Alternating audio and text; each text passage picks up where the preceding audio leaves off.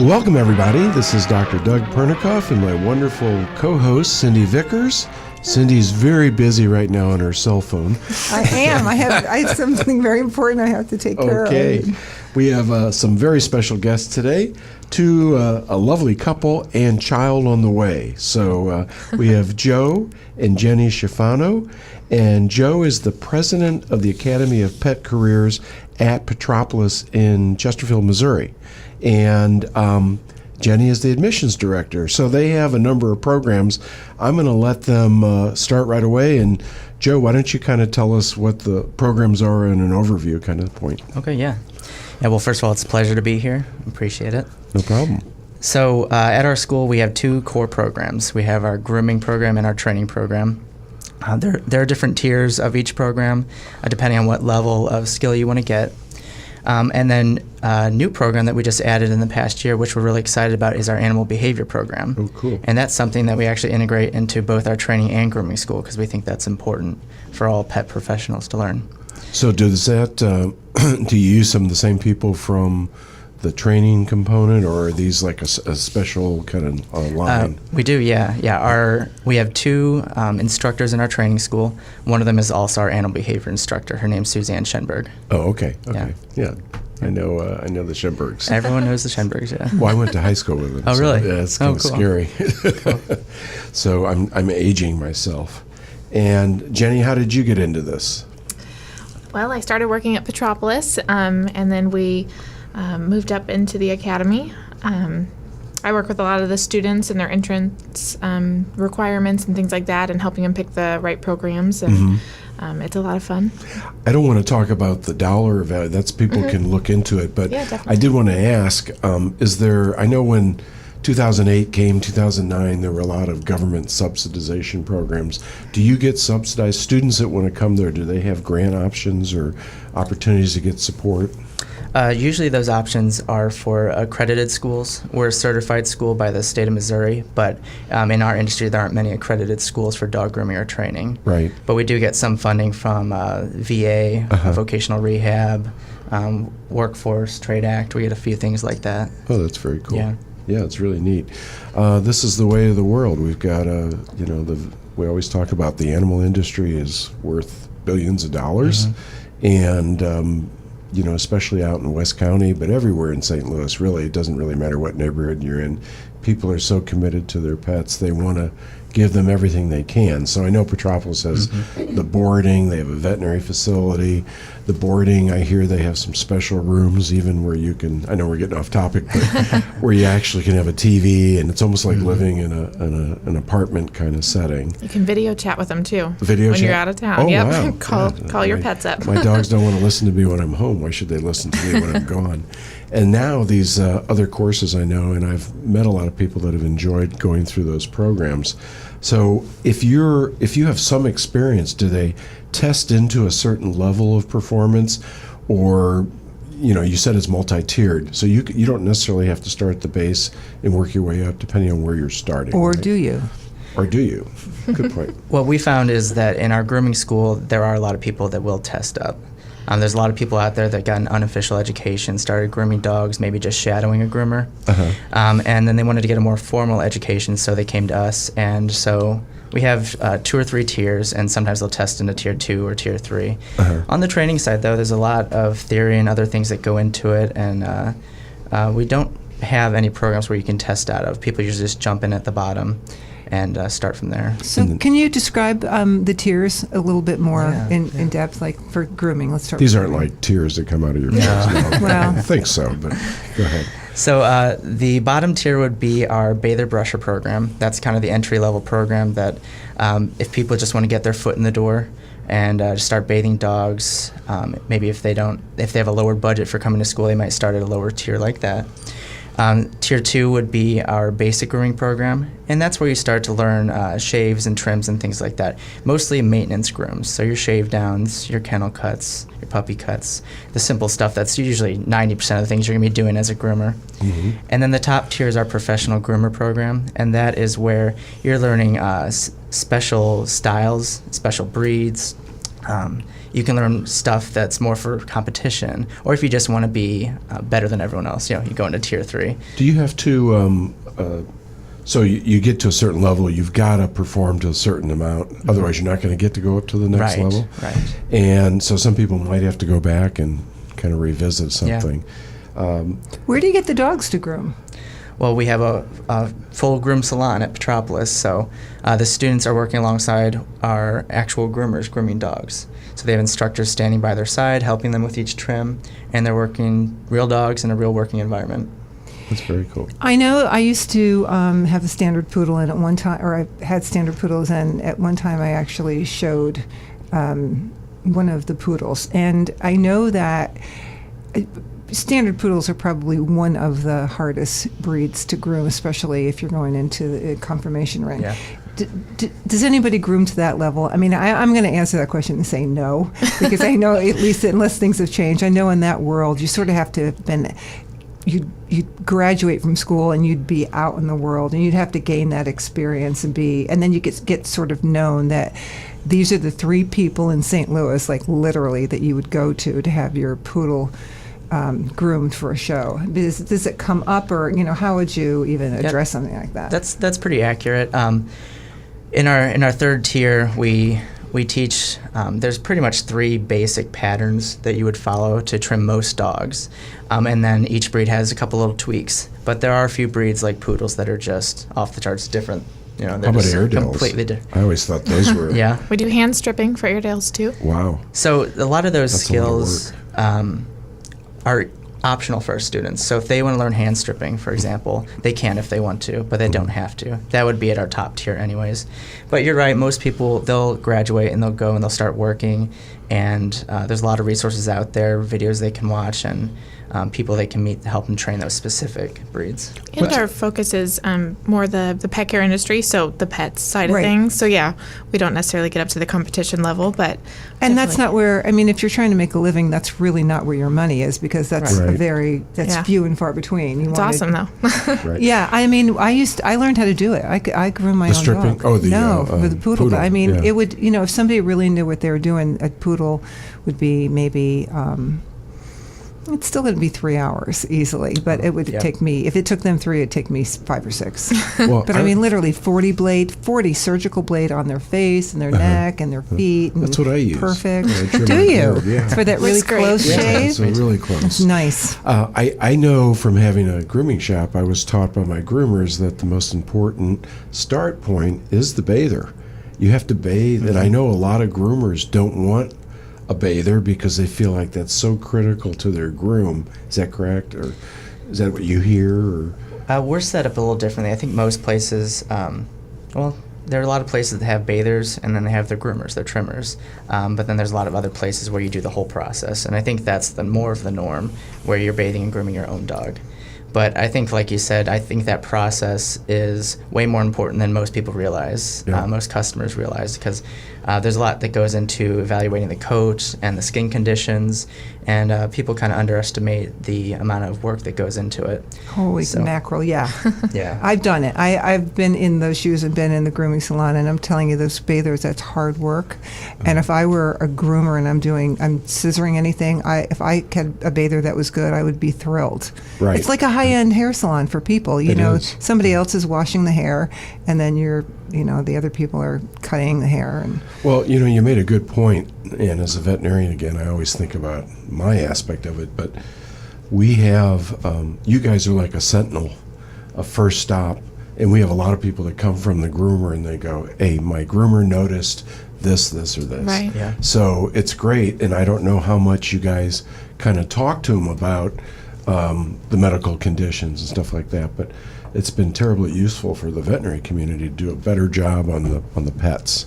And although I have personal opinions about what groomers should or shouldn't do with ears and stuff like that, but still the fact that they're there and recording and saying, hey, you really ought to go see your vet because this problem that looks to be appearing and stuff like Yeah. that. So do you guys get into that? And We do, yeah. Part of actually the first tier is going into skin and coat. We follow a bit of a curriculum created by the International Society of Canine Cosmetology. They're one of the big standards out there for the grooming industry. and they created something called their super coats, and that's where we go into skin issues. We talk about diseases, contagious diseases, flea ticks, all that kind of fun stuff. But Or not fun stuff. Yeah, or not fun stuff. But also tumors and things like that you can notice. Just being able to recognize it and then refer them to a vet, that's the goal, because we don't like to diagnose, obviously. Right. Would you make, I was just thinking out loud, so if you saw a skin condition, you would immediately, or let's say, would you automatically do something like suggest a medicated shampoo so the dog's been dropped off, you're dealing with it, you bathe it, and you go, wow, we better call them and say, hey, it'd be a good idea to consider a special shampoo? Or Yeah, typically what we do is every dog goes through an evaluation process. We start with the skin, evaluate if there's any dryness or flakiness or irritation, if it's localized or generalized. And then we evaluate the coat, and the next step is picking the right product. And there's a lot of work that goes into understanding what's right for certain issues, and that's something that's taught in school. And once they do that, at the end they evaluate the dog a second time to see if things improved or got worse. And from there they talk to the customer about their results and maybe suggest a vet if there's some severe cases. Great idea. Yeah. Do you give them a little report card? Not all the time, but for new clients, yeah, we try to. I always think those are really cute, and they come from, everybody has their own style. Have you seen those? Yeah, Cindy? I'm not a fan. Oh, Okay. come Well, on. there you go. Cindy and I get along right away. I'm not a fan because the only thing it ever says is, yeah, your dog was great. I mean, it never says your dog tried to kill me when I, was trying to cut their nails, or the dog was terrified. Oh, your You dog don't- peed you don't on hear me. that. I think also just the fact that the everybody who's handling the dog in a grooming situation has got their hands all over that dog, and it surprises me constantly how many dog owners do not. They touch the dog's head and their back a little bit, and maybe their neck, but they don't even know when they have like giant mats or, like you said, a tumor. A dog came in one time when we worked together, and it was impaled with a stick in its belly. my goodness. The owner didn't know it. Yeah. I see that all the time. I had one in the other day, and the lady goes, well, this tumor just popped up. And I go, feel it? And they go, well, maybe. Popped up a year ago. Yeah, just popped up, but you just happen to notice it. But, well, it's true. And the other thing I always say about groomers, it's true to form, they are the best animal handlers in the world. I mean, trainers are one thing, that's different. No, I always strongly recommend and always teach when I'm training handling skills and grooming, because I think the act of getting your dog to accept grooming, first of all, it teaches you a lot about handling the animal, and then it also teaches the animal a whole lot about how to keep their body calm and still, and there's trust that goes on, but I think it's actually a very critical part of training. Yeah, well, like I said, I think that somebody's doing it well, or maybe there's something just intuitive about the demeanor of the, I don't know what it is, but I think that generally groomers really seem to know how to handle animals, and they get a better response than even the veterinary clinics and stuff. Sometimes we struggle. Yeah, obviously, just like vet clinics, grooming experience can be stressful for the dogs. Yeah. So that's one thing. That's why we've added our animal behavior teachings into our grooming schools, to better recognize things, prevent bites from happening, but also how to handle the dog and keep them from struggling too much or flailing around and being difficult, obviously. And read the behavior, just to see what you're looking at. I would love for it to some way be less stressful for dogs, because I think it's extremely stressful for them. And part of it's really innate. I mean, it's very loud, and sometimes groomers are in a really big hurry. And, you can, if you've ever been in a salon, you'll see some people who are really excellent handlers, and they're calm. And even though they're working quickly, they don't seem to be pushing so hard. They're doing it, but they just have better. You just described me on my first date. That's the way I behave. Nice and calm. I don't push. Not pushing too hard. No, I appreciate just that about you. I've heard, but I didn't Patience. know for sure. I lied. Anyway. Well, So I know that when I had my not-for-profit, Loosen the Leash, that was the next step that I wanted to do. I thought we should have a school, and especially for groomers, because when you're talking about vocational rehab, there are, I think, people who don't want to go to college, don't really want to deal so terribly much with people, but have great animal skills and are really very competent and creative and artistic and hardworking. And so it's actually a way to make a living. If you become a groomer, and I mean, you just have to work full time as a groomer, and you can make a living, and you could just make a better living and better living. Yeah. Are you finding that the need for groomers is growing the same or decreasing in St. Louis? 'Cause just one more thing. At the time, I knew, at least in Chicago and in other places of the country, there was a deficit of groomers. I don't know if that's true in St. Louis. What say you? We're going to, Cindy, that's a great question, and I'm really glad you brought it up, but we're going to wait until we return from our break. So again, this is Dr. Doug Pernikoff, Cindy Vickers, and we're visiting with the Schifanos from Petropolis, learning about all their interesting programs. So we'll be back in just a moment. Thank you, everyone, for listening.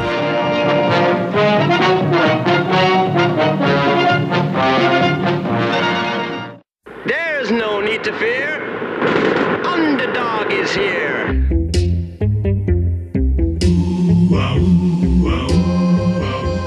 Well, we're back with Cindy Vickers, my co-host, Dr. Doug Pernikoff, all things Animal Radio Show, and we've got Joe and Jenny Schifano we're talking to. And you asked a question, which was a good one, so I think Joe wanted to respond to that, the need or the requirement. Is there opportunity to find a job?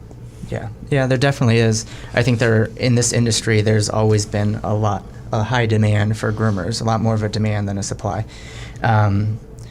What it seems like we're finding lately has been that the demand's been increasing. As our industry is growing, last year we saw record growth for the past couple of decades with almost 11% growth in the pet care industry, Wow, yeah. which is more than the previous 3 years combined.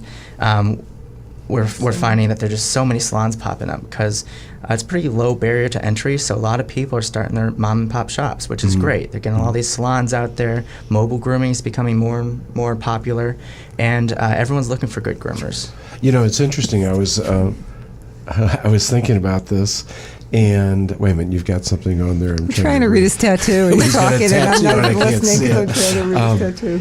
Anyway, was that from some rave you went to like years ago? No, we Yeah, got it was from our tattoos. wedding day. Oh, seriously? Oh, wow, that's great. Well, and it says, Now you're obligated to be together forever. Mine's a "You keep me safe," and Mine says you keep me wild. Oh, that's like it. very cliche. so sweet. No, I like it. I was going to say that knowing that the veterinary industry, when you go to become a veterinary technician, you spend a ton of money and then you come out and you don't make anything. Whereas I think as a groomer, if I'm not mistaken, you spend money going in, but when you come out, you're going to be making 40-50% of your take. Well, you like have that. potential. You really have potential Is to that grow, correct? I think, as a groomer. And we do job placement, so I have groomers from all over the place asking for our graduates, as well as training. As you know, it's another Sure. thing that we help with. But I have about 34 graduates, for example, last year, and I probably have about 150 requests for them. Oh, wow. Just in the Midwest. Wow, that's amazing. So it's definitely a needed. Well, that's when you know skill. your program really is valuable. Yeah. And a lot of programs don't do that. When I was working on the Sanford Brown technician school I was developing, I was doing the same thing, trying to set up relationships on the other end so that there was placement opportunity. Because it's no good if you just push the people through and there's no place for them to go. It's kind of Yeah. silly. So I have two questions. Well, I guess maybe a question and a comment. Oh my God, I just forgot what it was. That It happens to was me so all good. the It was time. so good. It was really I thought it was really a good excellent. question. But What- how many raisins in post raisin bread? Yeah, it was something like that. It was something like that. So I have a question for Jenny in the meanwhile. Yes, sir. So what is the profile of the average person coming to you or approaching you about the schools, in particular the grooming school? That is a difficult question because it ranges. It's all over the board. We have people right out of high school that know that, a 4-year university is not for them. They're looking for more of a hands-on trade kind of thing. But then I have the people that are quitting their jobs because they're miserable and they want to do something they enjoy. Or, we have people who just retired and they're like, now it's time to do something I love. So that I don't have an answer for you. It's all over, and I love it. It makes a good fit for school too. Is there a profile where you say, hey, I just don't think this is for you? If somebody's so tiny, because it is a physical job at times. Or, are there things where you say, hey, this isn't going to work, or you probably need to look at this? Yeah, the only requirements that would, I guess, prohibit someone from coming to school is physical. You know, if they couldn't handle the dogs, if they put the dogs at risk or themselves at risk, that's the only time we would ever step in and say, no, it's not going to happen. Good. That's cool. But I was going to say something. I do all the marketing for our school, and we've challenged ourselves to kind of come up with that audience, that target on people to hit. And every time we've looked for it, it's come back undefined because there is such a range of people from different backgrounds, different ages.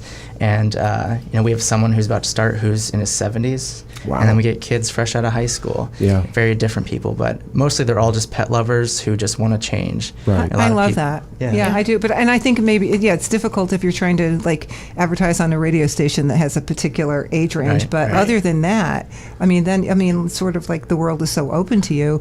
But the thing is now if we shift to training for a minute, there's lots of jobs. I think it's pretty difficult to make a living as a trainer. It's definitely different. I think a lot of our people leave, and it's not necessarily job placement that we'll help with, but it's business ownership. So it's doing it on the side. And That was my question. Do you spend any time in either of them talking about like relationship building with clients, or how to get a that's client it. and keep a client? Yeah, in our training programs, they actually have to pass certain tests in private lessons, how to do group classes, how to interact with customers. obedience evaluations, everything with We clients. do a lot of role playing with them.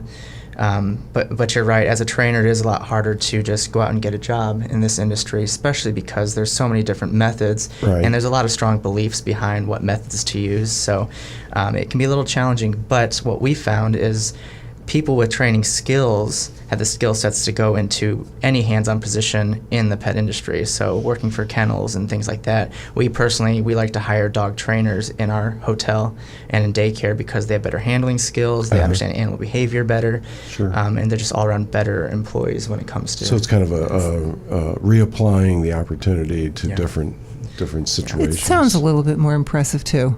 Everybody in dog care who is in dog daycare is a trainer. Well, yeah, not impressive, but also valuable. That's a true exactly, value. yeah. That's very cool. I like that. So I was thinking when we were talking about the vocational program that Cindy was involved with, have you guys ever put together a special subsidized program or go to the state and say, we would like to have a special program so many times a year where we actually either go and outreach, or you bring kids in from the city that wouldn't otherwise have an opportunity to even know about these programs? That would be kind of an interesting thing if you haven't done it. Yeah, I really like that idea. We haven't done anything in the past. It's kind of funny that you asked that, because as I was walking out the door today, Dr. Schifano, my father, he had sent me an email about that exact thing, how we can put together a program that would help young kids Just reach out to the community. working with animals and things. Yeah. We have done a few like school tours too for.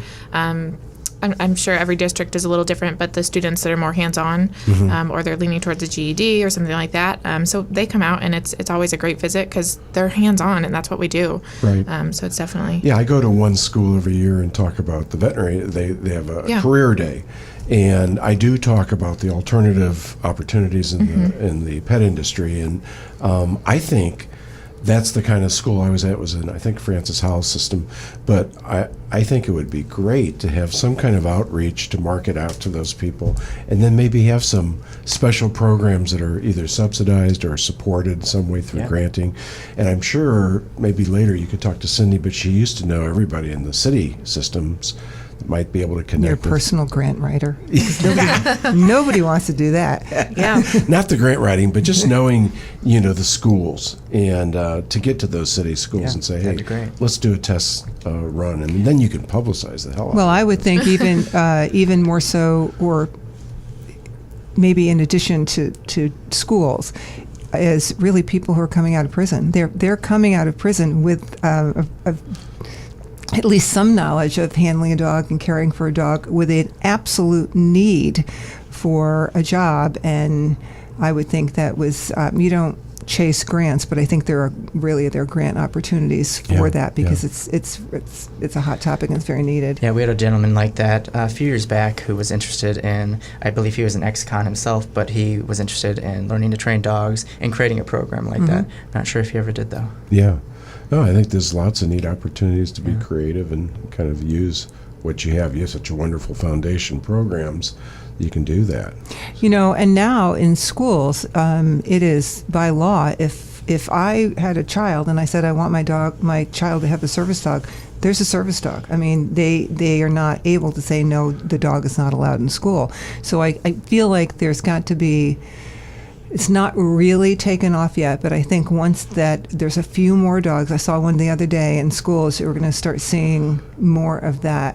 Yeah, we do service dog training for our one of our longer training programs, and Rob, our head training instructor, and Suzanne, they will bring in clients sometimes that they're working with, and it's just a really awesome, relationship to see. But a lot of them are younger people that need them in school and things like that. Well, I was involved in some folks that did enrichment for assisted living facilities and stuff like Yeah. that. So even though it was more passive, for instance, I always felt like Greyhound Rescue should immediately go into these assisted living, because you could make a contract for a trained animal to be there. You could have somebody that would go around and sweep 10 locations and make sure the dogs have a contact person in every facility. You could have a veterinary program that supports that role. And these animals are so critical to even these, elderly people. I know a lot of times that these people get into these homes, they get very depressed, they have no activity, they resist activity, and you bring an animal in there, it's like their eyes open up, and we all love it. And especially, that's why I think the prison systems work. These guys are living in such a sterile, horrible environment, but the guys that get involved with dog training, now they have the ability to have something with an intimate friend relationship that's completely trusting. It's very, very cool. In our top tier training program, we teach service dog work. Each student can test for Canine Good Citizen. We're an evaluator as well. They do their public access tests, and so a lot of our students will go on to do stuff like that. Very, very good. So what I would love to see happen somewhere is, in a combination with the service dog training, really kind of look at that. I mean, there's so many opportunities, because now, again, I don't know why I'm on my grant mode, but now we're talking about potentially getting some grant assistance or even corporate assistance, because you're training service dogs that maybe, I don't know, do you do hearing dogs? I'll tell you what, Cindy, we're going to break real quickly, and then we'll come back and continue that discussion. It's a good point. So again, Dr. Doug Pernikoff, Cindy Vickers, Dr. Doug's All Things Animal radio show, and we'll be back with the Schifanos and Metropolis programs in just a moment.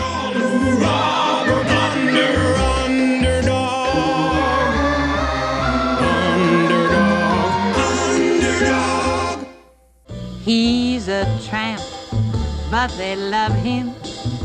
Breaks a new heart every day. Welcome back. We're in segment 3 of Dr. Doug's All Things Animal radio show. Cindy and I have been visiting with Joe and Jenny Schifano, and they've been telling us a lot about the interesting programs that are ongoing at Petropolis, and that's in Chesterfield, Missouri. I was just going to ask Joe, do you have a contact website or something you want people to have access to right now? Yeah, if you're interested in pet services like dog training, grooming, or lodging, you can go to petropolis.com. If you're interested in our school and ever becoming a dog trainer or a groomer, it's the academyofpetcareers.com. Very cool. Is there a phone number, or just best to get on site? Phone number is 636 489-5356. We just changed it. So, I was going to say, my name Harder is than Jenny it looks. Schifano, I remember. So this is just a silly question, but is there like one or two breeds that come into the shop like more than any? Like if you're For grooming? yes, you're Kind gonna of a if you don't silly learn question, isn't it, Cindy? there's a very easy answer for that. Is it I a think the Shih Tzu? doodles. The Oh, doodles have taken over. In Chesterfield, it's doodles the out. doodles. The Yeah. doodles. Yeah, doodled. Yeah. So I always wanted to do a Shih Tzu with a bulldog. And then I thought I'd take a bunch of puppies to a biker bar, and I'd say, who wants some of my bull? And I'd either get killed, or these big luggy guys would come up and go, oh man, that's cute. Well, we've seen your Frenchies, and they're adorable, so Oh, I think where you'll have you do seen all them? right. One of our friends has, Becky Blumenkamp. yeah. Oh, yeah. Yep. One of mine just had surgery and for a spinal problem, but yeah, I'm in love with Frenchies. I can't help it. They're adorable. We like them. Yeah.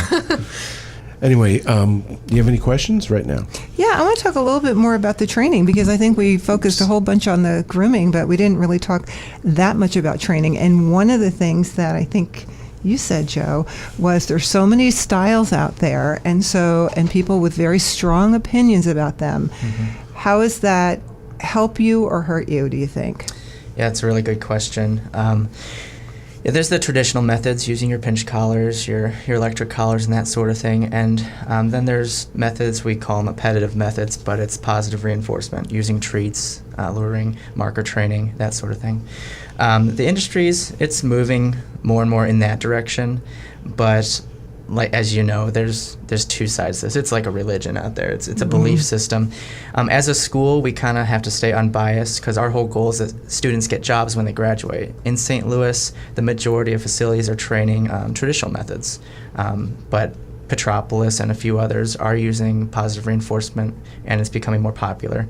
So we teach both methods in our school because we think it's important for them to understand those things. I'm sorry, I didn't mean to interrupt, but when you say you teach both methods, do you learn one or the other, or do you see both of them? Depends on the program they choose. If they are doing a shorter program, we have them bring one dog with them, so they're focusing on one. But if you do one of the other tiers, we have two others, we definitely recommend bringing two so we can train them separately. And then that's when you're getting into service dogs and scent detection too, so we kind of take those two separate ways as well. One of our big agendas is what we call our pet empowerment program. That's our behavior course. It's similar to the fear-free practices going on in the vet industry right now. Yeah. So pet empowerment is kind of our word for that. And because of our beliefs and our pet empowerment agenda, we do tend to lean towards the positive reinforcement training. So if someone were to come to us and they want to train one dog with just one method, we usually will go with that method. If they want to come in and put a pinch collar on the dog or an e-collar, we typically won't let them. But if they want to learn both methods, we still want to teach the other. But I think there's a lot more that goes into appetitive training that takes a lot more time. Can you use the gentle leader in the positive reinforcement program? Yeah, you can. Because it's not as physical. What we found is on the positive side, there's a lot more flexibility to use whatever equipment you want. Mm-hmm. So there's a lot of different things they could use. And honestly, it depends on the person. It depends on the dog they're going to be training. It's different for each. So we supply all the different options, and they test them out, see what works for them and their dog, figure out their style, and then they go from there. And it all requires skill. There's not one of them that doesn't require skills. There are some similar things and then some very different skills, but all of them, it's not just you use this thing and then magically your dog is trained. I mean, you really have to have patience with all of them and learn and determine what it is that you're trying to accomplish, and even understand that you're going to have a consequence to a behavior. What do you want the consequence to be? And that's where the training styles I like differ. that. Yeah, I think that's true. I think it's just difficult to know, which is the best approach, and I guess there isn't one best approach, actually. Depends on who you talk to. Yeah, that's true. That's right. And therein lies the problem. We had, this is a horrible story, but it's true. When I first opened up my veterinary practice, I had some guy had been around a long time. I won't mention any names, but I don't know if he still exists. But anyway, he said he did a lot of aggressive dogs. So I said, okay. I had one owner that had two very aggressive dogs, and they had little kids now. So I sent him over there, and I didn't know much about his training method. And the owner calls me about 2 weeks later. He goes, is it normal for the trainer to whop my dog over the head with a stainless steel frying pan? Oh my goodness. That's terrifying. I said, I don't think so. So I called up the guy. I said, I think we're not going to be able to use you anymore. I said, did you really do that? But yeah, this guy actually, and I don't know, he came from Schutzen training kind of environment, and I guess the rules are different there, or historically were. The rules are not hit your dog on top of the head with a frying pan. Frying That's skill. for sure. Yeah, no, I knew that, but I guess you do have to dominate in some of those programs, right? You have to show dominance in some form. Well, I get that's debatable. What you have to do is allow the dog. There's that really fine when you're talking about a service dog. one of the things that's difficult is the dog has to have freedom to make their own decisions, but yet you have to then get complete control. So, for example, let's just say you're deaf. If you can't overtrain a dog, let's say on a downstay, because you need the dog to hear sounds and go get them, and if they don't have the freedom to do that, they won't expand their repertoire. Like maybe you teach them to alert you to the doorbell, but eventually they'll start alerting you to other things that you haven't even trained. But you can't over control them. You have to give them freedom. If you're going to tell a dog to go after somebody and bite them, you're trying to control where they bite, and you're trying to control that when I tell you off, or whatever word they use. You have to obey me, like you have to stop, like right now. But there is it's kind of a delicate balance. So we talked about in the groomers having just a special ability to handle dogs, but I think even more important with training, do you kind of talk about the need for people? Some people have it naturally, an intuitive understanding. I feel like I can go into a veterinary office and do a lot better with a upset cat or a dog than maybe my associate. But that's just something that I feel like I've always been strong at, was intuitive kind of understanding, reading the dog and knowing how to react. Do you look for that in your students and we do, try yeah. to encourage it? I think it's a big part of our pet empowerment program, the behavior class that goes on 1 day a week. But also, people have different knack for it. There's some people that are natural, and then there's some people that have to work really hard at it. But it's something that's discussed almost every day in school. Your tone of your voice and how harsh you are, and your energy, right. Because it's a lot of times it's about a lower arousal, and some people just get frustrated, and that frustration then makes it more difficult to train your dog because they're confused. They don't know what's going on because they read your tone and your energy more than they read the words that are coming out of your mouth, obviously. I have one other story. I think I've told this story before, but it's interesting. When I was young in my veterinary career, I was working as just a fill-in vet at some places, and I remember I walked into a room and there was a giant Akita there. And the people that don't know, it's a very special Japanese breed, and these are big dogs. And this one was the biggest one still today that I've ever seen, maybe 125, 135, maybe more. So I'm sitting there, and I go right up to the dog with the owner there, and I do a complete exam, and everything's cool. And I walk up around the table to get my vaccines, and the guy looks at me, and he goes, "Well, this dog's a killer, Doc." And I'm thinking, what? I just was all over the dog, no issue. I looked at the dog. I emitted some fear. I don't know if it was hormones or just my demeanor. I could not get close to that dog. He looked at me and went, "Rrr." That was it. That was the last time I could get close to the dog. Yeah, we see that kind of stuff every day. It's kind of interesting. So I kind of use that as a guide for myself as I developed. But yeah. Very interesting. So the behavior program, now we've talked about the training, and of course the grooming section. You also have at Petropolis a full store, a supply store, and you, I assume, are teaching people how to get the right supplies, the right gifts, the right toys, and all that kind of stuff. Yeah, especially in training. We don't sell much grooming supplies, but on our training side, we sell all the equipment, the different methods you could use and the different tools you can use, and a lot of that, there's a lot of education. Our trainers like to meet with people, not just sell it off the shelf, but actually sit down and talk to them about what their goals are and stuff. All of our toys that we provide are enrichment toys. You stuff them with treats and stuff, and it's engaging. We sell puzzles as well. Don't sell much food. We sell some treats and things like that, but mostly it's about the enrichment. I'm always cautious about all the treats that we throw out. I tell my clients, minimize your treats. If you can, use the dog food that you normally use as a treat out of the synchronization of a normal feeding. But there are treats, like I think some of the Nylobones personally are safe for some dogs. Has anybody ever met a dog who likes them? Yeah. Yes, I have. I have. Really? And Kong toys too. Kong are nice because you can stuff stuff in, and that's a good way to treat. But do you have any final comments about your program or anything you want people to know? And come on down. Yeah, I mean, things are changing for us. We just recently changed leadership in the school about a year ago, and everything's changing. So we're going to be putting a lot more energy into restructuring the programs, creating new programs. We're even working on a course and helping people start their own business. Cool. So if anyone's interested in working with animals, definitely give us a call. There's a lot of options out there. And come see me for a tour. Great. Visit Jenny. Well, we'll be back shortly. For how long? until about Until she has the gosh, baby. yeah. Thanksgiving. Till Yeah, well, Thanksgiving, and I'll be in with the baby. It's okay. with baby Doug. Yep. We'll be back in just a moment, and we'll have a recap and visit. Dr. Doug Pernikoff, Cindy Vickers, and the Schifanos from Petropolis, and we are Joe and here- Jenny. Joe and Jenny, and baby Doug, and we're here at Dr. Doug's All Things Animal Radio Show. Travel his way. Wish that I could travel his way.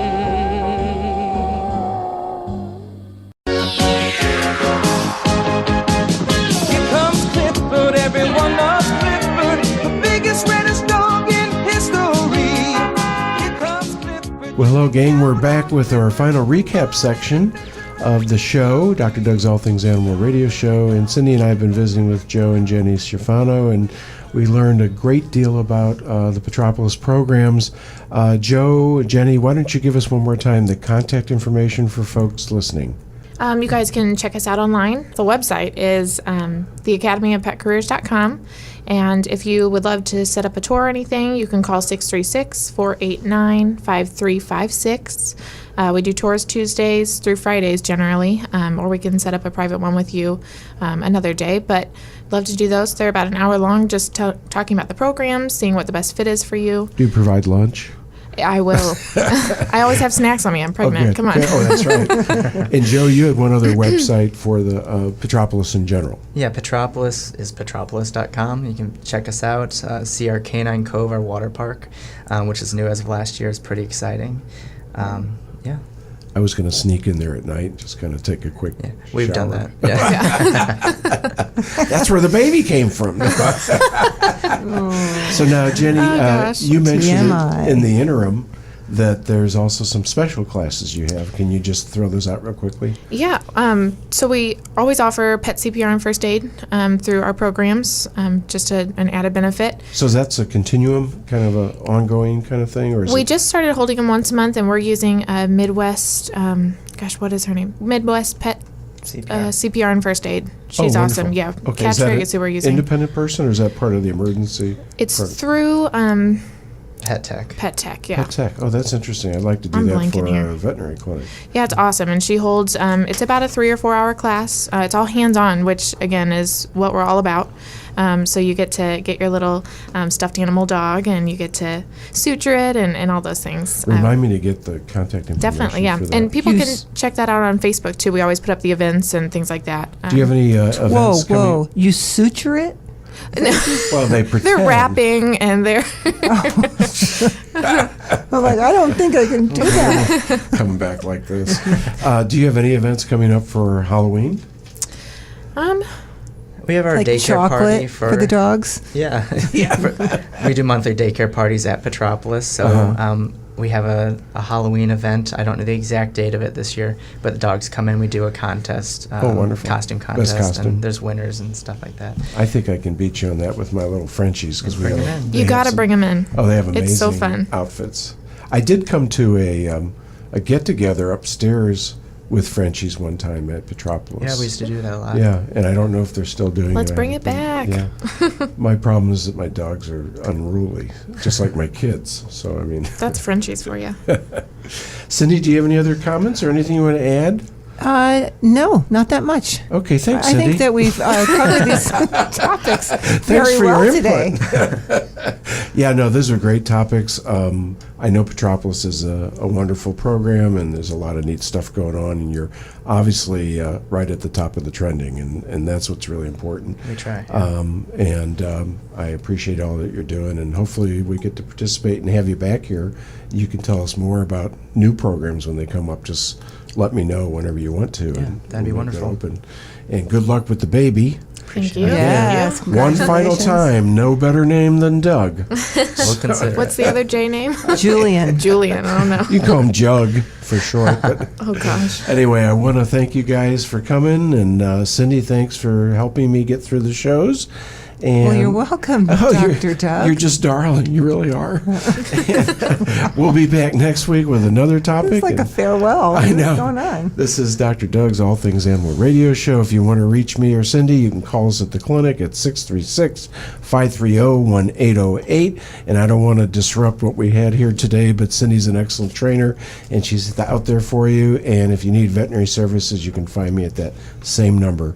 And I just want to thank everybody for listening and participating, and we'll be back and talk about something interesting next week.